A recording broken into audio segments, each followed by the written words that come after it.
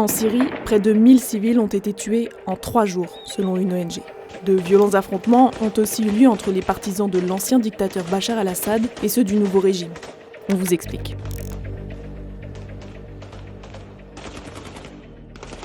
Tout a commencé le 6 mars à Djablé, près de la ville de Latakié. Ici, c'est le berceau de la minorité alawite, branche de l'islam chiite dont est issu le clan Assad. Le clan Assad qui a été chassé du pouvoir en décembre 2024 par le groupe islamiste sunnite HTC et ses alliés.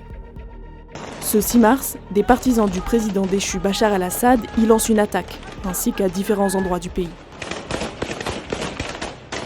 Des convois des forces de sécurité syriennes actuelles sont envoyés en renfort dans les provinces de Latakié et Tartous, et des violents affrontements ont lieu.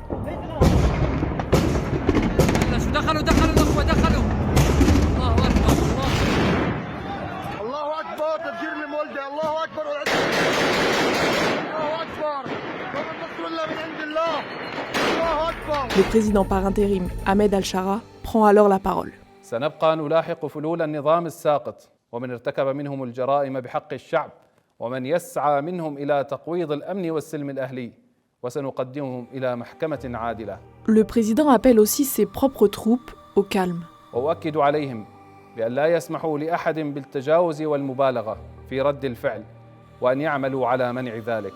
Car en parallèle des affrontements, de nombreuses exactions contre des civils ont été commises. Nous avons flouté ces images à cause de leur violence. En 3 jours, 973 civils alaouites ont été tués par les forces de sécurité syriennes et des groupes alliés dans l'ouest du pays, selon l'Observatoire syrien des droits de l'homme.